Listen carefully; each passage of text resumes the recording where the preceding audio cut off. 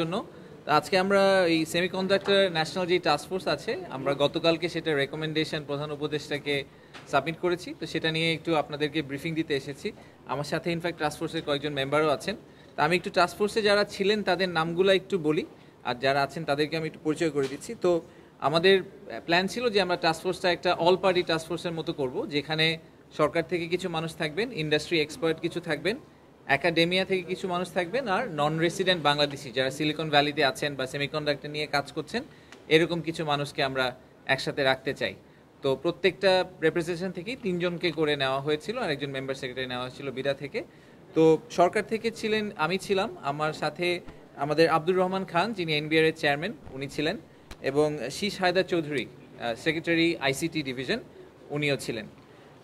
আমাদের ইন্ডাস্ট্রি থেকে এনায়েতুর রহমান যিনি সিইও উলকাসেমি, এনায়েত ভাই এসেছেন আজকে, উনি ছিলেন। Ishtiaq Ahmed chairman prime silicon, এবং M A Jabbar managing director neural semiconductor, এই 3জন ছিলেন। একাডেমিয়া থেকে আমাদের বুয়েটের ভিসি স্যার ছিলেন doctor A B M Harunur Rashid, উনি এসেছেন electric major general Mohammad Nasim Parvez, আমাদের যে এমআইএসটির যিনি আছেন কমান্ডেন্ট উনি ছিলেন, যেহেতু আমরা একটু মিলিটারি নিয়েও কাজ করেছিলাম। তার সাথে প্রফেসর সৈয়দ মাহফুজুল আজিজ, জি মাত্র pro vice chancellor BRAC university উনি ছিলেন। আর আমাদের যারা নন রেসিডেন্ট বাংলাদেশি ডায়াসপোরা থেকে একটা বড় গ্রুপ ছিল, তো ওনারা সবাই এখন দেশের বাইরে আছেন, বাট আমি তাদের নামগুলো বলতে তাদেরকে ধন্যবাদ জানাতে চাই, কারণ ওনারা আসলে একটা বড় অংশ কন্ট্রিবিউট করেছেন আমাদের এই প্রসেসটাতে। Masuk Rahman founder green quest USA based, Mustafiz Chowdhury একজন সেমিকন্ডাক্টর এক্সপার্ট সিলিকন ভ্যালিতে, এবং Zahirul Alam CEO integrated development foundation IDF বলে, আর আমাদের মেম্বার সেক্রেটারি ছিলেন নাহিয়ান রহমান। আমাদেরকে এই দায়িত্ব দেওয়া হয়েছিল জানুয়ারির 1 তারিখে প্রধান উপদেষ্টার কার্যালয় থেকে, যে সেমিকন্ডাক্টর ইন্ডাস্ট্রির কথা আপনারা সবাই শুনেছেন যে এখন গ্লোবালি প্রায় $600 বিলিয়ন ইন্ডাস্ট্রি, এবং ওয়াল স্ট্রিট জার্নাল এবং অনেকেরই প্রেডিকশন হচ্ছে যে 2030 সালের মধ্যে এটা প্রায় $1 ট্রিলিয়ন একটা ইন্ডাস্ট্রিতে পরিণত হবে। কিন্তু দুঃখের বিষয় হচ্ছে যে বাংলাদেশে এখন পর্যন্ত সেমিকন্ডাক্টর থেকে আমরা যে রেভিনিউটা পাই সেটার পরিমাণ রাফলি $6 মিলিয়ন, একেবারেই ছোট্ট। আমাদের কিছু উদ্যোক্তা আছেন যারা বেশ কিছু দূর এগিয়ে গেছেন, কমপ্লিটলি নিজেদের চেষ্টায় তারা এতদূর চলে গেছেন, সরকার থেকে খুব একটা সাহায্য পাননি।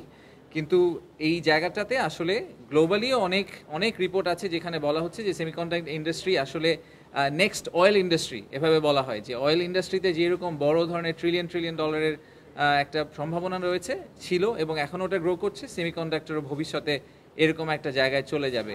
এআই, মেশিন লার্নিং, এই প্রত্যেকটা জিনিসের ব্যাক এন্ডেই আসলে সেমিকন্ডাক্টরের একটা বড় ভূমিকা আছে।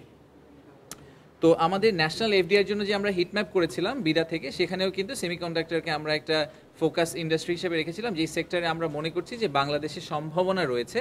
এবং তার একটা মূল কারণ হচ্ছে যে আমাদের যেই ইয়াং ওয়ার্কফোর্স আছে যারা অনেকেই আসলে এখন গ্লোবালি কানেক্টেড, তারা অনলাইনেই অনেক কিছু শিখে ফেলেন, এবং তাদের ইচ্ছাটাও আছে, আমাদের তরুণদের ইচ্ছাটাও আছে।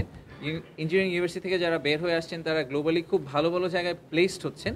তার মানে হচ্ছে যে যদি আমরা বাংলাদেশেও তাদেরকে ভালো প্লেসমেন্টের সুযোগ দিতে পারি এবং বাংলাদেশি উদ্যোক্তাদের সাথে তাদেরকে কোনোভাবে কানেক্ট করে দিতে পারি, তাদেরকে ওই স্কিলগুলো দিতে পারি, তাহলে হয়তো বাংলাদেশেও ইন্ডাস্ট্রিটা দাঁড়িয়ে যাবে। তাহলে আর তাকে সিলিকন ভ্যালিতে গিয়ে কাজটা করতে হবে না, উনি বাংলাদেশে বসেই হয়তো একই রকম বেনিফিটস এবং সাপোর্ট নিয়ে বাংলাদেশে ওনারা এটা করতে পারবেন।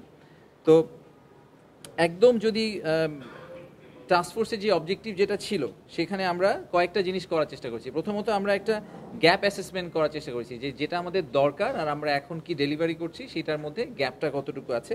দ্বিতীয়ত হচ্ছে যে গ্যাপটাকে কমিয়ে নিয়ে আসার জন্য কী ধরনের পলিসি সাপোর্ট বা ইন্টারভেনশন সরকার থেকে দেওয়া দরকার, সরকারের আসলে রোলটা কি হবে এই পুরো প্রসেসে, সেটাকে আমরা দাঁড় করানোর চেষ্টা করেছি।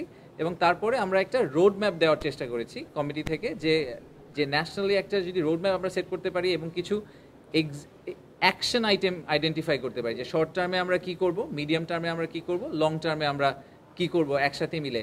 এবং এটা তো একটা ইকোসিস্টেমের মতো, যেখানে একাডেমিয়া, সরকার এবং ইন্ডাস্ট্রি সবাইকে মিলে এবং আমাদের নন রেসিডেন্ট বাংলাদেশের সাহায্য নিয়েই আমাদের কাজটা করতে হবে। এটা সরকার একা চেষ্টা করলেও পারবে না, আবার কোনো একটা পার্টি একা চেষ্টা করলে আসলে বেশি দূর যেতে পারবে না। যারা সেমিকন্ডাক্টর ইন্ডাস্ট্রি নিয়ে একটু পড়ালেখা করেছেন তারা জানেন যে সেমিকন্ডাক্টরের যেই পুরো প্রসেসটা এটাকে 3 ভাগে ভাগ করা যায়। প্রথম ভাগটা হচ্ছে ডিজাইন, দ্বিতীয়টা হচ্ছে ফ্যাব্রিকেশন বা একদম কোর ম্যানুফ্যাকচারিং যেটাকে বলে, আর তৃতীয় অংশটা হচ্ছে টেস্টিং অ্যান্ড অ্যাসেম্বলি।